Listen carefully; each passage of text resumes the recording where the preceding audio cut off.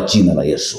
Wewe roho uliyevaa watu wako wanaoliombea taifa la Tanzania, ukazungumze na kutenda haki juu ya Tanzania. Wewe roho unayenena mema juu ya kila mmoja anayekuomba na kukutafuta, ukanene mema katika taifa la Tanzania. Wewe roho wa Mungu ambaye umejidhihirisha kwa yeyote yule anayekutafuta kwa bidii, Mungu ninaomba ile bidii ikazae matunda katika taifa la Tanzania. Kuanzia sasa ninatamka uamsho, ninatamka amani, ninatamka furaha, ninatamka umoja, ninatamka kuanzia sasa kwa jina la Yesu. Amen. Bwana Yesu asifiwe. Mtazamaji, hongera kwa kuendelea kuliombea taifa la Tanzania. Tuna jukumu kubwa sana la kuombea taifa la Tanzania, kuzungumza pale Bwana atakaporuhusu kuzungumza yaliyo mema juu ya Tanzania, tutazungumza. Lakini wakati wa maombi tutaomba. Wakati wa Bwana kuzungumza, utumia watumishi wake pia kuzungumza. Likikubalika, Mungu hulibariki taifa. Likikataliwa, Mungu huzungumza na aliyekataa. Likikubalika, Mungu hushuka na kuliponya taifa. Likikataliwa lile anaozungumza Mungu juu ya Tanzania, Mungu huzungumza na kushughulika na aliyelikataa. Mungu hutumia watumishi wake kuzungumza na taifa, kuzungumza na dunia. Mungu atabakia kuwa mkuu. Mungu atabakia kuwa mkuu. Mungu aliyeziumba mbingu na nchi atabakia kuwa mkuu. Mungu aliyetukabidhi mwanae Yesu Kristo akafa kwa ajili yetu na akafufuka kwa ajili yetu atabakia kuwa mkuu. Hakuna wa kuiba utukufu wa Mungu katika taifa la Tanzania. Hakuna yeyote atakayevunja amani ya taifa letu la Tanzania. Kama Bwana aishivyo atatenda kwa jina la Yesu. Endelea kuomba. Endelea kuomba. Endelea kuomba. Ningependa kuzungumza na wewe unaendelea kuliombea taifa. Machozi yako si bure mbele za Mungu. Ombea rais. Ombea makamu wa rais. Ombea waziri mkuu. Ombea mawaziri wote. Ombea majeshi ya Tanzania. Ombea askari polisi wote. Ombea wabunge. Ombea wabunge na mawaziri mbalimbali. Ombea madiwani. Ombea wenye viti wa serikali za mitaa. Ombea wajumbe. Ombea. Mungu huzungumza na mamlaka. Alizungumza na Farao awaachie wana wa Israeli. Moyo wa Farao ukawa mgumu, lakini Mungu alijidhihirisha mbele ya Farao kuwa yeye ni Mungu anayezungumza. Wakati wa Mungu umefika wa kujidhihirisha. Usikae kimya, endelea kuomba mpaka pale haki ya Bwana itakapojitokeza na utukufu wa Bwana utakapotawala katika lile unaloliombea. Amani Tanzania ni tunu tuliopewa na Mungu. Tuilinde, tuombe. Kanuni 20 za maombezi. Kanuni ya kwanza, vumilia katika unachokiombea juu ya Tanzania. Luka mtakatifu sura ya 18 mstari wa 1. Yesu aliwaambia wanafunzi mfano ya kwamba imewapasa kumwomba Mungu siku zote wala wasikate tamaa. Omba, usikate tamaa. Ombea taifa la Tanzania. Kama unaelekezwa kuombea pia kanisa, omba toba, omba rehema, omba jinsi Roho Mtakatifu anavyokuongoza. Kanuni ya pili, omba kwa ujasiri. Waibrania sura ya 4 mstari wa 16. Basi na tukikaribie kiti kwa ujasiri ili tupewe rehema na kupata neema ya kutusaidia wakati wa mahitaji. Omba kwa ujasiri. Kikaribie kiti cha enzi cha Mungu Baba. Kikaribie kiti cha rehema kwa ujasiri ili Mungu akujibu yale unayoomba. Omba kwa ujasiri. Usikate tamaa. Omba kwa ujasiri. Mungu anaenda kutenda. Namba 3. Haya ndio mambo ambayo Roho Mtakatifu nasikia akirukaruka ndani yangu na kuzungumza. Mpinge shetani naye atakimbia. Katika kuomba, piga shetani anayenyemelea kumwaga damu katika taifa la Tanzania, anayetaka kuvuruga amani ya taifa letu. Mpige kwa jina la Yesu. Yakobo sura ya 4 mstari wa 7, basi mtii Mungu, mpingeni shetani naye atawakimbia. Jambo linalofuata, mruhusu Mungu atende. Zaburi sura ya 37 mstari wa 5, mkabidhi Bwana njia yako, pia umtumaini naye atafanya. Katika njia yako ya maombi unayoyaomba, mkabidhi, alafu weka tumaini kuwa tayari anafanya.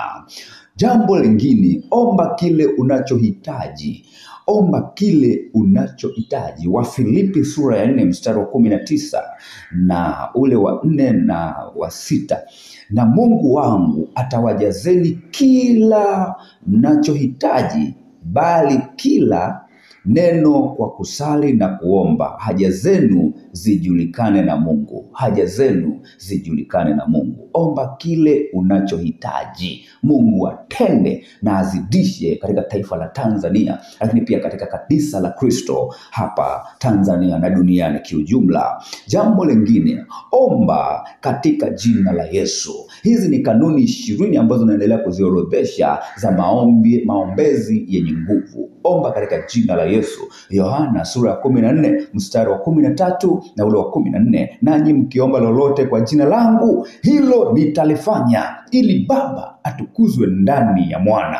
Mkiomba neno lolote kwa jina langu nitalifanya. Mungu anasema ukiomba neno lolote kwa jina lake litatendeka. Omba kwa kupitia jina la Yesu. Haya yote unayoyaombea Mungu atayafanya katika taifa la Tanzania. Haleluya. Nasikia nikutie moyo kwamba tayari Mungu amekwisha kujibu. Yapo tayari majibu tayari yanakuja. Majibu tayari yanakuja.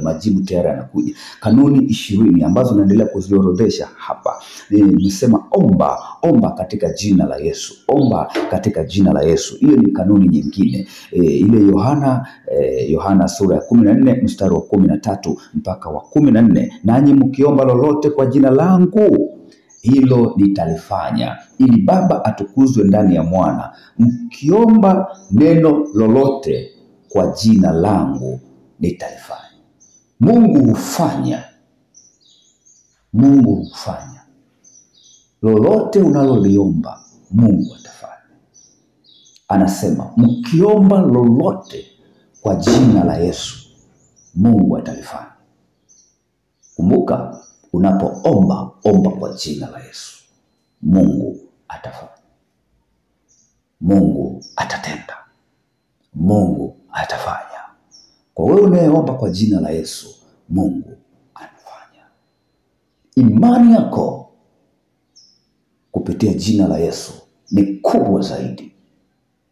Imani ya mwingine yeyote ambaye hatumii jina la Yesu haiwezi ikalinganishwa na imani anayetumia jina la Yesu.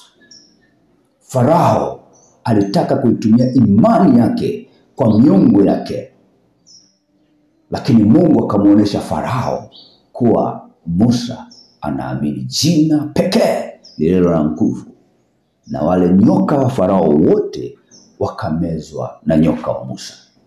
Jina la Yesu lina uwezo wa kumeza nyoka, mapepo, majini na kila kitu kinachojiinua kinyume na ufalme wa Mungu, kinachojigeuza kuwa malaika wa nuru, kumbe ni mapepo. Omba kwa jina la Yesu. Jambo lingine, omba kwa imani. Ukiomba kwa imani, katika kitabu cha Marko sura ya 11 mstari wa 22 mpaka 24, Yesu akajibu akawaambia, muamini Mungu, amini nawaambia, yeyote atakaye uambia mlima huu ng'oka ukatupwe baharini, wala asione shaka moyoni mwake, ila amani kwamba hayo asemayo yametukia, yatakuwa yake. Kwa sababu hiyo nawaambia, yoyote myaombayo mkisali, aminini ya kwamba mnayapokea, nayo yatakuwa yenu. Omba kwa imani. Usiwe na shaka unapoendelea kuliombea taifa la Tanzania. Usiwe na shaka unapoendelea kuombea watoto wako nyumbani pia. Usiwe na shaka unapoendelea kuomba kwa ajili ya kanisa. Usiwe na shaka unapoendelea kuomba kwa ajili ya biashara. Omba kwa imani, ukiamini imekwisha kuwa. Haleluya. Omba kulingana na ahadi za Mungu. Wakorintho wa pili sura ya 1 mstari wa 20, maana ahadi zote za Mungu zilizopo katika yeye ni ndio, tena kwa hiyo katika yeye ni amini, Mungu apate kutukuzwa kwa sisi. Ahadi za Mungu ni za kweli. Ameahidi nini Mungu kwa taifa la Tanzania? Ahadi zake ni za kweli. Amesema, ombeni lolote mtakalo nami nitatenda. Hiyo ni ahadi ya kutenda. Ameahidi. Ameahidi nini kwako? Amini imekuwa katika maombi unayoyaomba. Ameahidi amani katika taifa la Tanzania, imekuwa. Ameahidi umoja, imekuwa. Ameahidi mshikamano, imekuwa. Mungu ametenda. Mungu ametenda. Maana ahadi zote za Mungu zilizopo katika yeye ni ndio. Ni ndio. Ombeni nanyi mtapewa. Bisheni nanyi mtafunguliwa. Ahadi yake ni kweli. Nini unachokiomba? Amani, imekuwa. Biashara yako ikuwe viwango, imekuwa. Watoto wako waponywe, imekuwa. Mungu ametenda. Jambo lingine, usijaribu kumwamuru au kutoa masharti kwa Mungu unapoomba. Usijaribu kumwamuru Mungu. Usijaribu kutoa masharti unapoomba. Kitabu cha Isaya sura 55 mstari wa 8 na wa 9. Maana mawazo yangu si mawazo yenu, Mungu anasema, wala njia zenu si njia zangu, asema Bwana. Kwa maana kama vile mbingu zilivyo juu sana kuliko nchi, kadhalika njia zangu zi juu sana kuliko mawazo yenu. Unapoomba usimwamuru Mungu. Mawazo yake si mawazo yako. Mwambie Mungu, tenda sawasawa na mawazo yako. Tenda sawasawa na njia zako. Tenda kama umeliruhusu hili, basi tenda sawasawa na ulivyoruhusu. Kama hujaruhusu hili, lipotelee mbali kwa jina la Yesu. Mungu kama hajaruhusu, atamwaibisha adui kwa viwango vikubwa sana. Kama ameliruhusu, basi utukufu wake uzidi kuonekana. Jambo lingine, Mungu ni mwenye uweza wote. Waefeso sura ya 1 mstari wa 19 mpaka 21.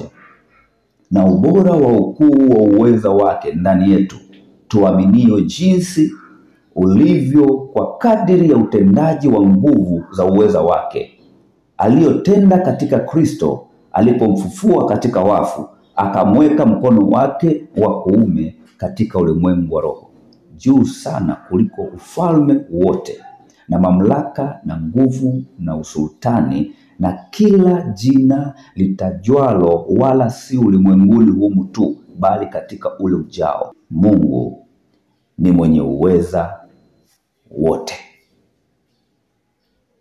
Ukiomba, amini Mungu anaweza yote. Kuliko miungu yote inapiga saluti kwa Mungu aliye hai. Jambo lingine, omba kulingana na mapenzi ya Mungu. Yohana wa 1 sura ya 5 mstari wa 14 na 15. Na huu ndio ujasiri tulio nao kwake, kwa kuwa tukiomba kitu sawasawa na mapenzi yake atusikia. Na kama tukijua ya kwamba atasikia tuombacho, chochote, twajua kuwa tunazo zile haja tulizomwomba. Omba kulingana na mapenzi ya Mungu. Nitakomea kwenye hizo kanuni kwa leo. Kanuni nilizozitaja hapo zitakupatia mwangaza wa kuzidi kuomba bila kukata tamaa. Kama kanuni ya kwanza iliyosema, vumilia katika maombi. Kwa uvumilivu ndio unaoleta majibu. Esther aliomba ndani ya siku 3 akiombea wana wa Israeli. Ndani ya siku 3 walivumilia. Bwana akatenda. Roho Mtakatifu anapokuingiza katika mlima wa maombi anakupa uvumilivu. Ruhusu Roho kutawala ili uwe na uvumilivu katika maombi. Ukiwa mwenye kukata tamaa, Mungu hawezi kutenda. Kama unasikia kumwabudu Mungu katika roho na kweli, muabudu katika roho na kweli. Usizuie roho wa Mungu ndani yako. Ndiye anayekutia nguvu, ndiye anayekupa uvumilivu. Mungu akubariki, Mungu akuinue, Mungu aendelee kukupa hiyo nguvu ya kuliombea taifa. Akupe hiyo nguvu ya kuombea kanisa, akupe nguvu ya kuombea mtu mmoja mmoja, akupe nguvu ya kuombea jamii inayokuzunguka, akupe hiyo neema kwa jina la Yesu. Akupe hiyo nguvu. Nami ninakuombea hitaji lako Mungu akalikumbuke kwa jina la Yesu. Pokea kwa jina la Yesu.